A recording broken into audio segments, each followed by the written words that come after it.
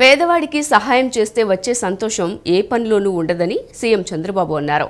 పెన్షన్లు ప్రతి నెల 1వ తేదీనే ఇంటికి వెళ్లి అందిస్తున్నామని తెలిపారు. లబ్ధిదారులు ఎక్కడుంటే అక్కడికి వెళ్లి అందించేలా చర్యలు చేపట్టామన్నారు. ఏడాదిలోనే కూటమి ప్రభుత్వం పేదలకు కనీవిని ఎరుగని రీతిలో సహాయం చేసిందన్నారు. ఒకరోజు ముందుగానే రాష్ట్రంలో పెన్షన్లు పంపిణీ చేశామని, ఉపాధి కూలీలకు పని ప్రదేశాల్లోనే పెన్షన్లు ఇస్తున్నామని సీఎం చంద్రబాబు అన్నారు. ఇది పేదల కోసం ప్రభుత్వం పనిచేసే తీరు అని చెప్పుకొచ్చారు. హామీ ఇచ్చిన ప్రకారం అధికారంలోకి రాగానే పెన్షన్లను 3,000 నుంచి 4,000కు పెంచామని అన్నారు. 64 లక్షల మందికి ప్రతి నెల 1వ తేదీనే పెన్షన్లు అందిస్తున్నామని తెలిపారు. రాష్ట్రంలో ఇప్పటికే 90% పెన్షన్లు పూర్తి అయినట్లు వెల్లడించారు. ఏడాదిలోనే కూటమి ప్రభుత్వం పేదలకు కనీవిని ఎరుగని రీతిలో సహాయం చేసిందన్నారు. 34,000 కోట్లు పెన్షన్ల కోసం ఇచ్చామని తెలిపారు. దేశంలో ఎక్కడా తమ ప్రభుత్వం ఇచ్చినట్లు పెన్షన్లు ఇవ్వడం లేదని అన్నారు. మంత్రులు, ఎమ్మెల్యేలు, అధికారులు పేదల కోసం ఆలోచించాలన్నారు. భగవంతుడు కనికరిస్తే భవిష్యత్తులో పింఛన్లు పెంచుతామని ప్రకటించారు. గత వైసీపీ ప్రభుత్వం వితంతు పెన్షన్లు ఇవ్వలేదని, తాము వచ్చాక 71,380 మందికి పెన్షన్లు ఇచ్చామని అన్నారు.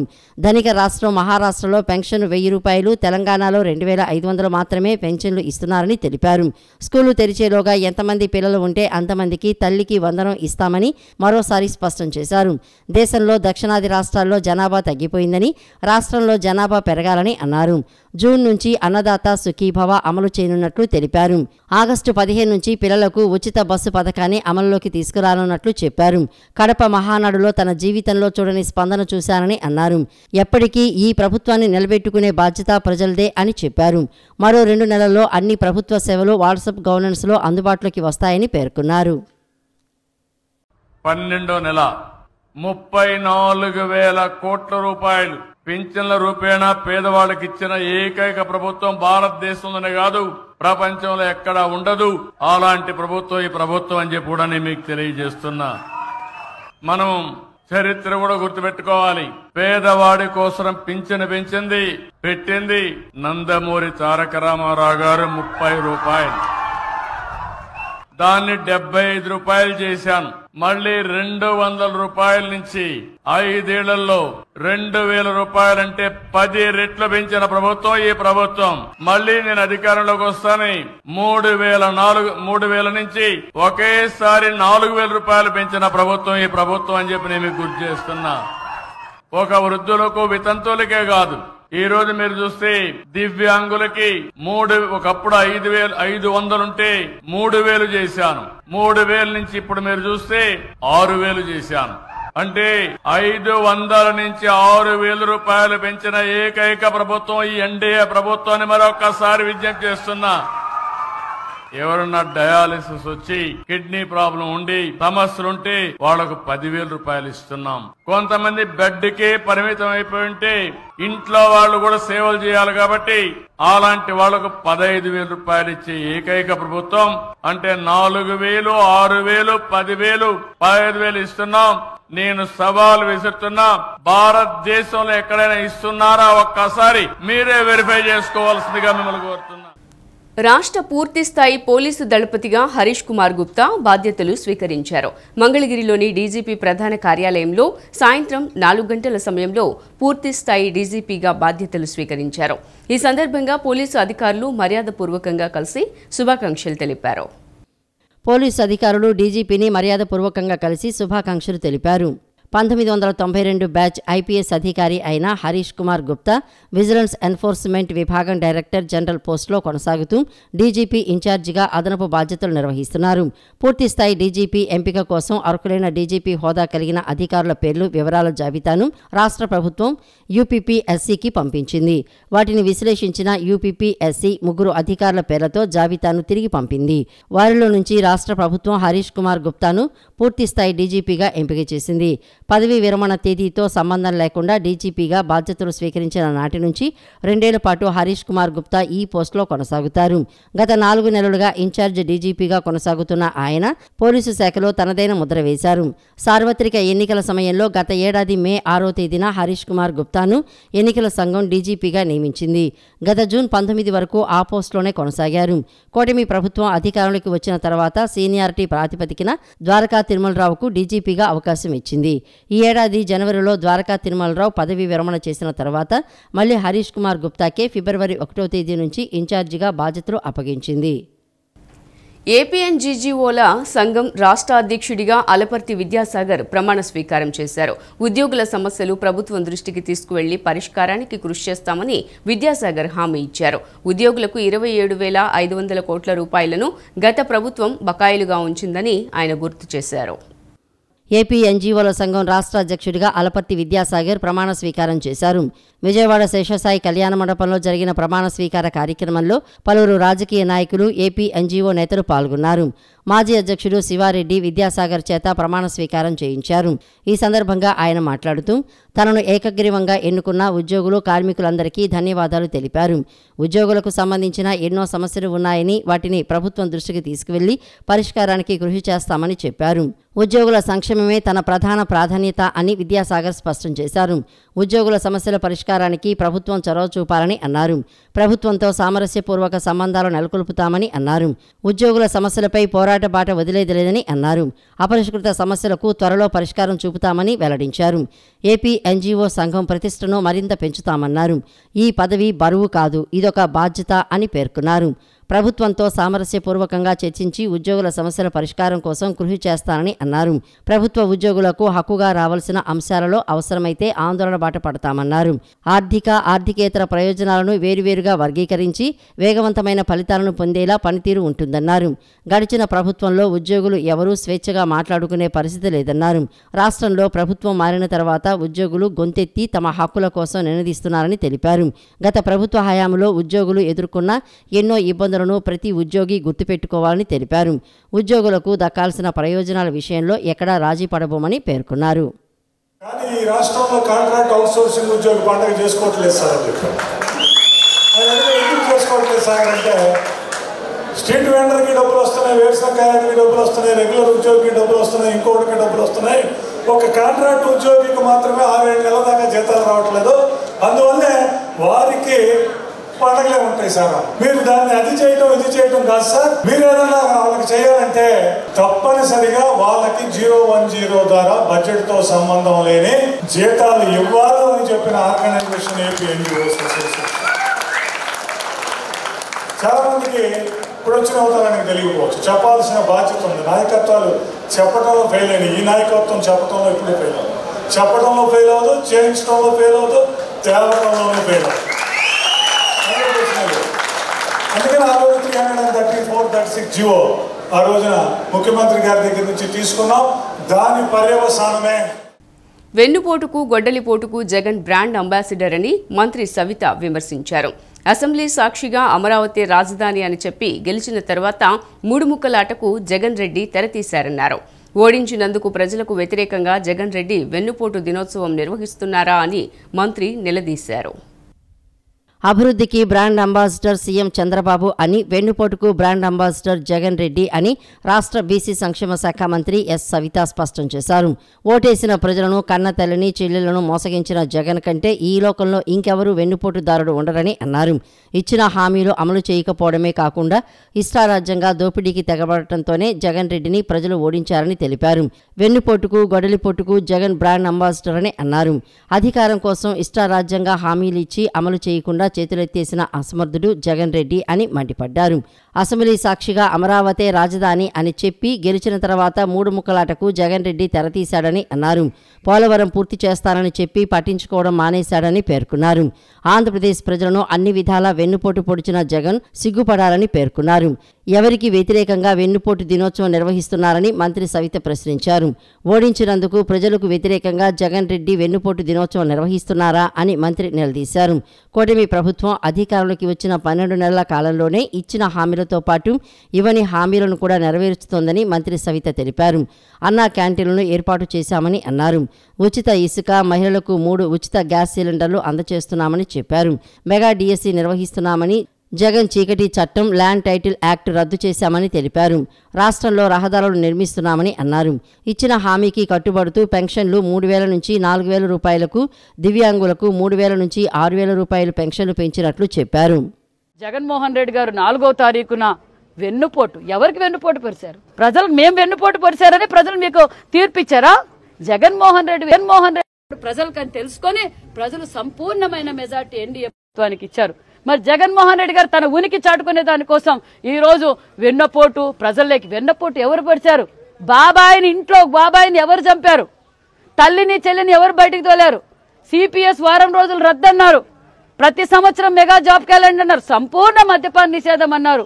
పరిశ్రమలు తీసుకొస్తాం, ఉపాధి చూపిస్తామన్నారు. రాజధాని అమరావతి అని చెప్పి స్వయాన అసెంబ్లీలోనే ఒప్పుకొని కుర్చీలో కూర్చున్న తర్వాత మూడముక్కలాటాడారు. పోలవరం ఎవరో ఆపేశారు. మరి కావలసిన ప్రశ్నలకు మేము జవాబు చెప్పడానికి సిద్ధంగా ఉన్నాం. జగన్మోహన్ రెడ్డి గారికి ప్రశ్నించే హక్కే లేదు, అర్హతే లేదనే విషయం కూడా తెలియజేస్తున్నాం. రాష్ట్ర ప్రభుత్వానికి ప్రజలందరూ సహకారం అందించి అభివృద్ధిలో భాగస్వాములు కావాలని మంత్రి కొల్లు రవీంద్ర కోరారు. రాష్ట్ర ముఖ్యమంత్రి చంద్రబాబు ప్రతి శుక్రవారం శాసనసభ్యులు ప్రజలకు అందుబాటులో ఉండి వారి నియోజకవర్గంలో ప్రజా దర్బార్ నిర్వహించి ప్రజా సమస్యలు తీర్చాలని సూచించారన్నారు. జూన్ నెల 1వ తేదీ నుండి పూర్వ పద్ధతిలోనే చౌక దుకాణాల ద్వారా ఆ సరుకులను పంపిణీ చేస్తున్నామన్నారు. ప్రజల సమస్యల పరిష్కారమే ధ్యేయంగా ప్రజా దర్బారు నిర్వహిస్తున్నామని రాష్ట్ర గనులు భూగర్భ వనరులు ఎక్సైజ్ శాఖ మంత్రి కొల్లు రవీంద్ర పేర్కొన్నారు. నిన్న మంత్రి కార్యాలయంలో ప్రజా దర్బారు నిర్వహించి ప్రజల నుండి అర్జీలు స్వీకరించారు. ప్రజల సమస్యలను ఎంతో ఓపికగా ఆలకించి వాటిని పరిష్కరించేందుకు కృషి చేస్తామని వారికి హామీ ఇచ్చారు. అనంతరం మంత్రి కొల్లు రవీంద్ర మీడియా ప్రతినిధులతో మాట్లాడుతూ రాష్ట్రంలో ప్రజల సమస్యలు ఎప్పటికప్పుడు పరిష్కారం కావాలని రాష్ట్ర ముఖ్యమంత్రి ఆదేశించారని అన్నారు.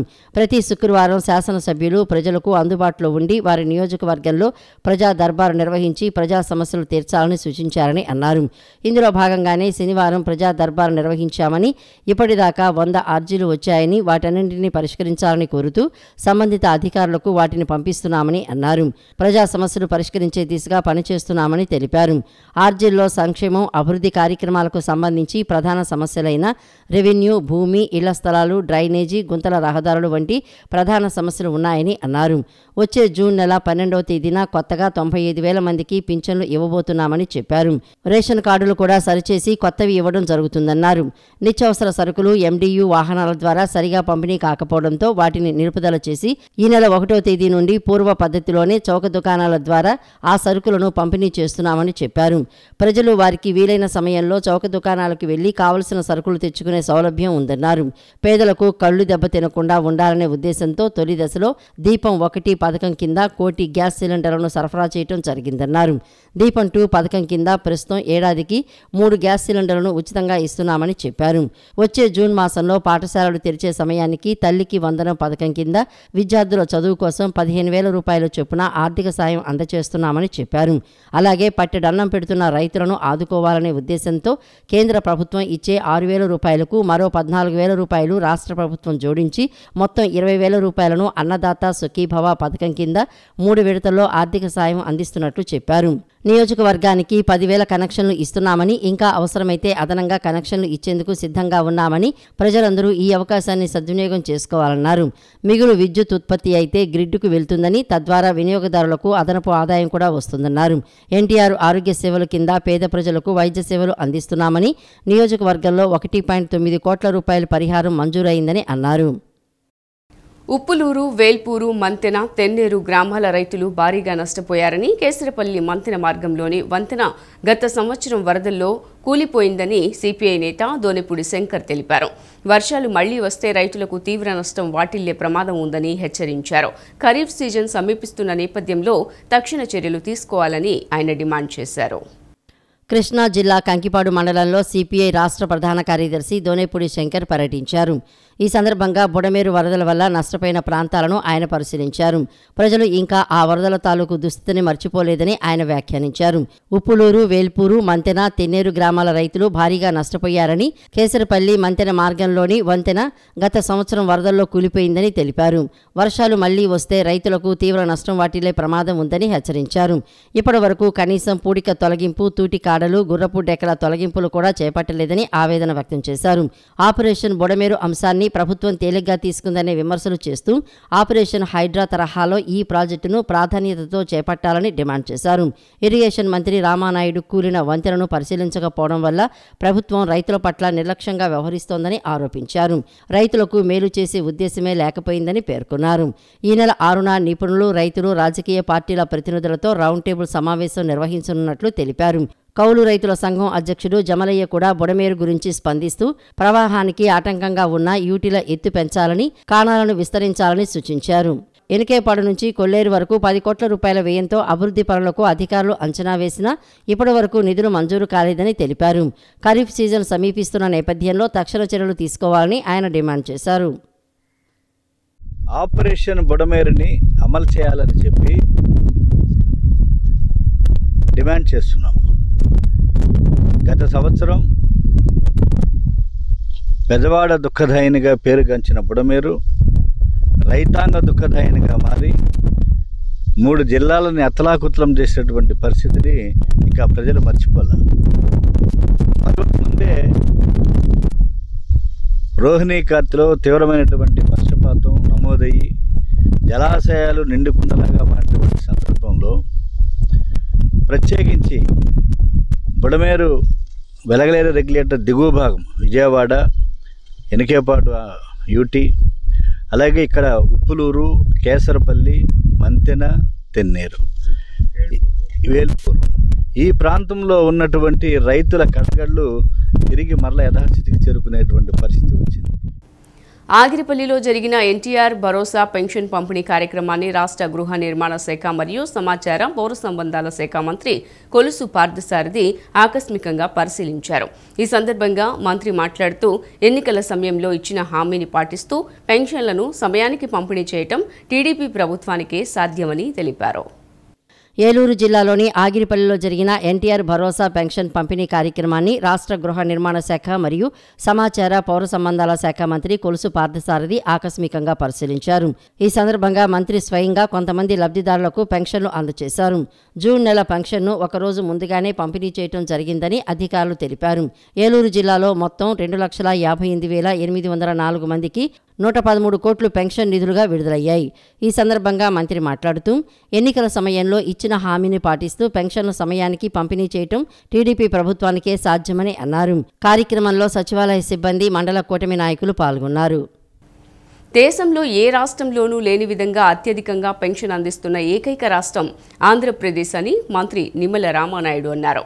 పశ్చిమ గోదావరి జిల్లా పాలకొల్లు నియోజకవర్గంలో పర్యటించిన ఆయన పలువురు వృద్ధులు, దివ్యాంగులు, వితంతువులకు ఎన్టీఆర్ భరోసా కింద పెన్షన్లు పంపిణీ చేశారు. జగన్కు 1000 రూపాయల పెన్షన్ పెంచడానికి 5 ఏళ్లు పడితే చంద్రబాబు అధికారంలోకి వచ్చిన వెంటనే ఒకే రోజు పెంచి మాట నిలబెట్టుకున్నారని నిమ్మల పేర్కొన్నారు. రాష్ట్రంలో పెన్షన్ల పంపిణీకి నెలకు 3,000 కోట్ల చొప్పున 5 ఏళ్లకు 1,80,000 కోట్లు ఖర్చు పెడుతున్నామని తెలిపారు. అందరికీ తెలుసు గత ప్రభుత్వం ఏం చేసింది. 1000 రూపాయలు పెంచడానికి 5 సంవత్సరాలు పట్టింది. విడతల వారి పింఛను పెంపు కాదు, ఒక్కసారిగానే పింఛను పెంపు. ఇది ఆంధ్రప్రదేశ్ రాష్ట్ర తెలుగుదేశం, జనసేన, బీజేపీ. ఆ రోజు కూడా చాలా మంది అన్నారు, తెలుగుదేశం ప్రభుత్వం వస్తే మళ్ళీ మీరు సచివాలయాల దగ్గరికి పోవాలి, పంచాయతీల దగ్గరికి పోవాలి, మొండు టెండర్లో పెన్షన్ కోసం తిరగాలన్న. నేను చూస్తున్నది ప్రభుత్వం వచ్చిన తర్వాత 1వ తేదీనే ఒక పండుగ.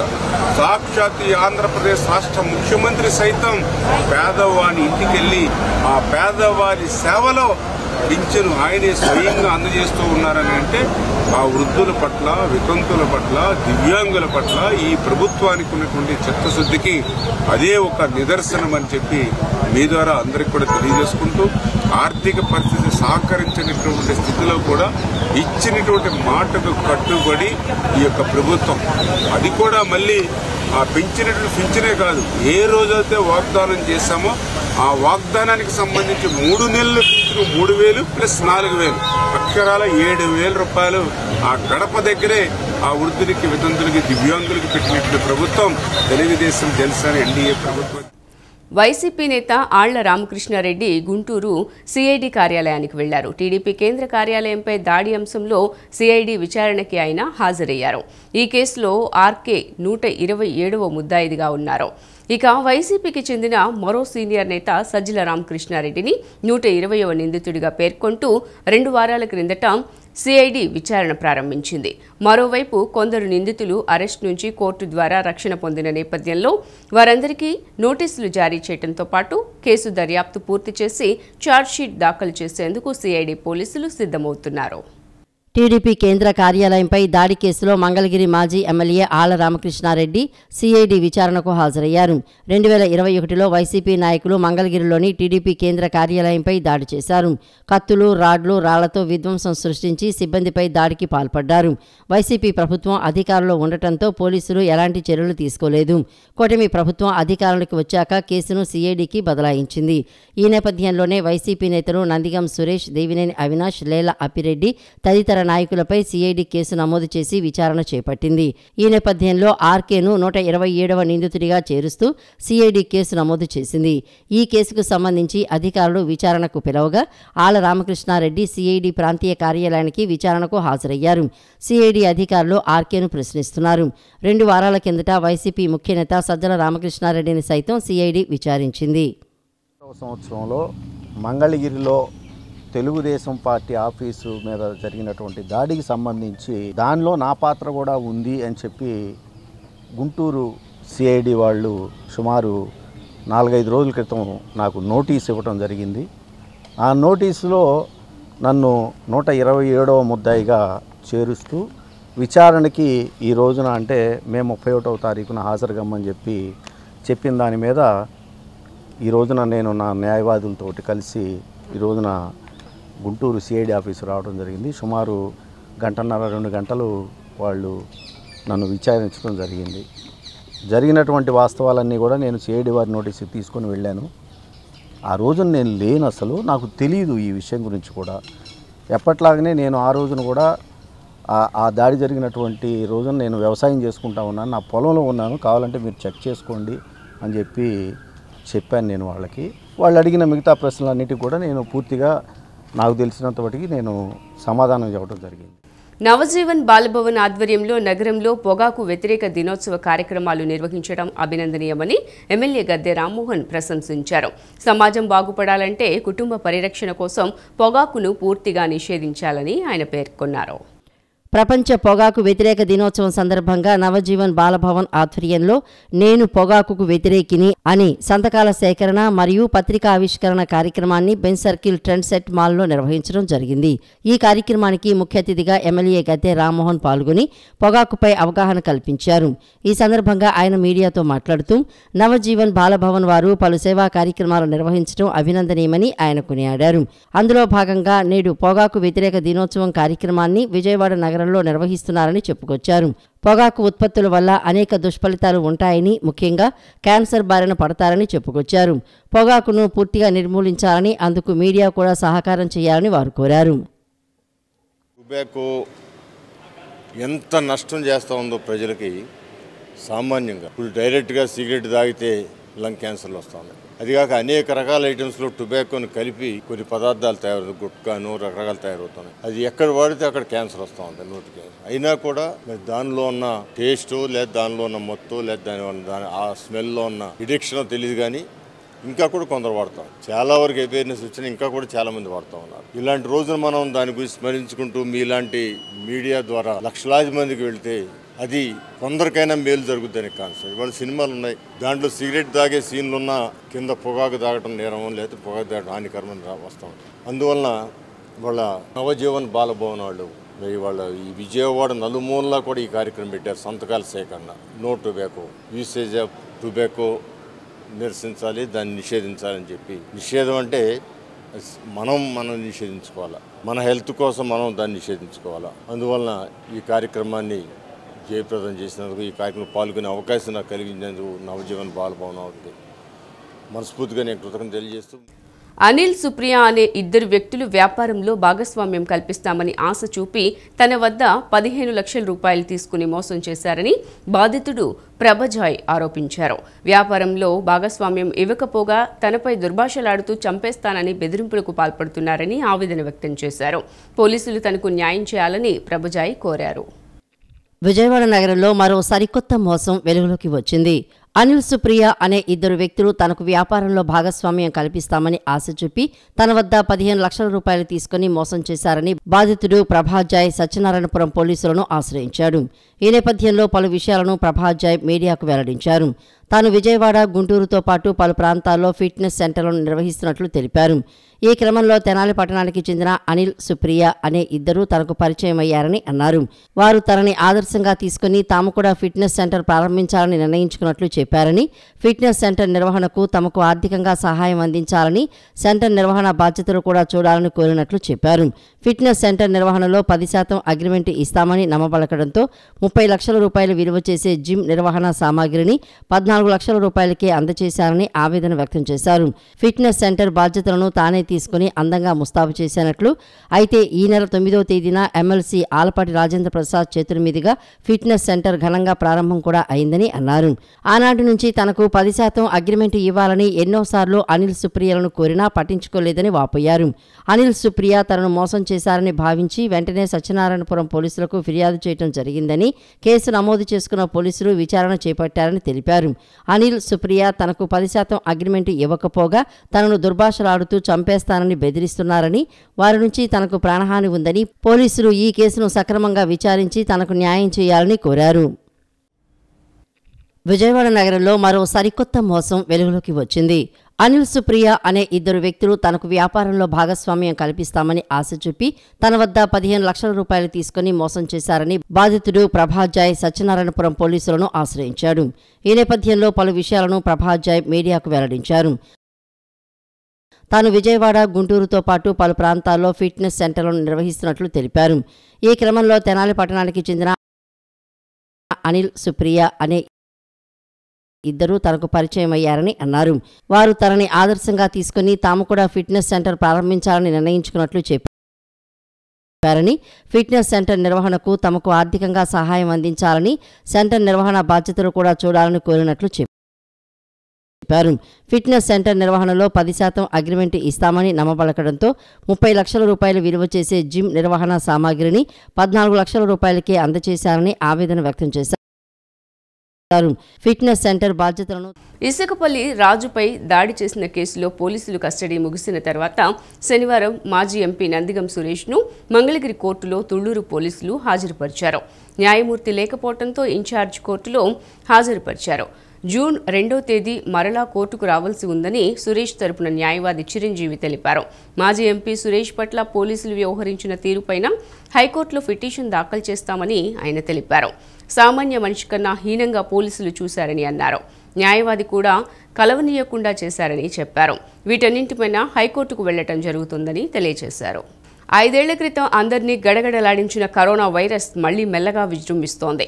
దేశంలోని పలు రాష్ట్రాల్లో కోవిడ్ కేసులు నమోదవటం ఆందోళన రేపుతోంది. రాష్ట్రంలో పరిస్థితి అదుపులోనే ఉన్నప్పటికీ ఏ రోజు ఎలా మారుతుందో చెప్పలేని పరిస్థితి.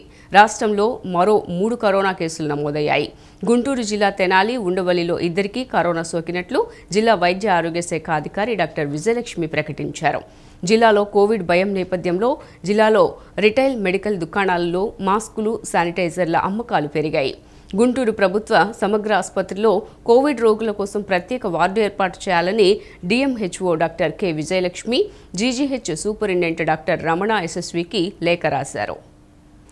Malabar gold and diamond exclusive ఆభరణాల ప్రదర్శనను మల్బార్ వినియోగదారులు ప్రారంభించారు.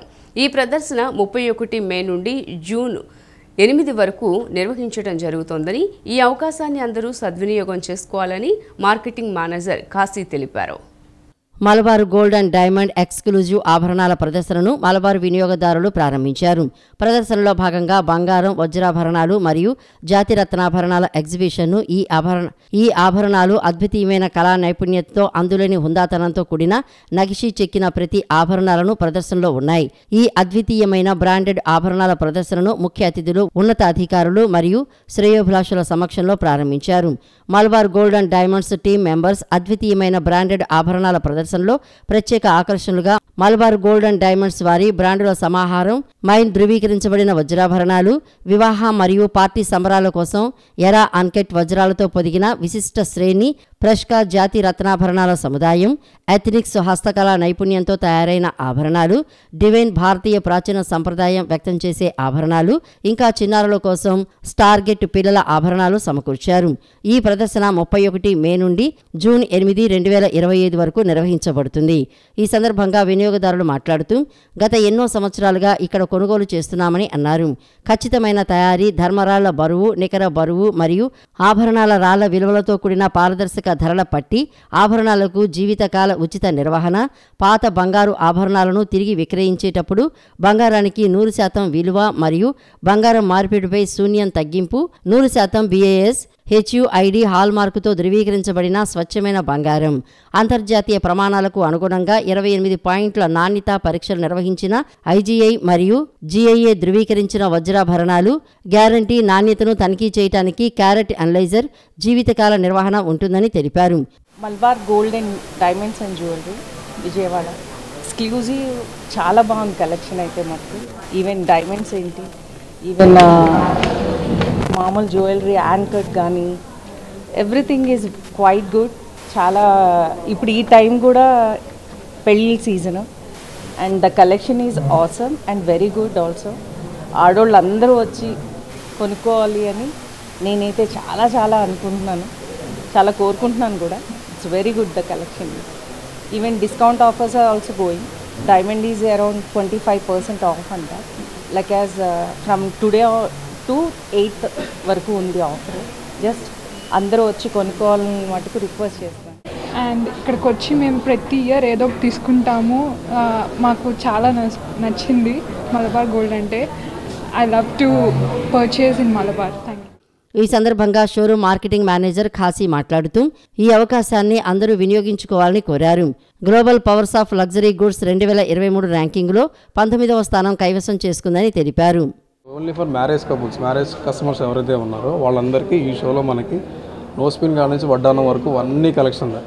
లైక్ మన దగ్గర sub brands gold, diamond, Precia, uncut, ఇలా సో ఇలా ఏదైతే సబ్ బ్రాండ్స్ ఉన్నాయో అన్ని జ్యువెలరీ ఐటమ్ అనేది మనం మెటీరియల్ సెట్ని అవైలబుల్ పెట్టడం జరిగింది. సో బెస్ట్ కలెక్షన్ ఉంది, బెస్ట్ ఆఫర్స్ కూడా ఉన్నాయండి. సో గోల్డ్ వచ్చి మనం అప్ టు 20% ఆఫర్ ఇస్తున్నాం. అదే ప్రీషియా, అన్కట్లో అయితే ఫ్లాట్ 20% ఆఫర్ కూడా ఉంది. సో ఈ 9 days ఈ అవకాశం అందరూ సద్వినియోగం చేసుకుంటారని మనస్ఫూర్తిగా కోరుకుంటున్నాను. సిటీ న్యూస్ ఇంతటితో సమాప్తం. తిరిగి వార్తల్లో మళ్ళీ కలుద్దాం. అంతవరకు సెలవు. నమస్కారం.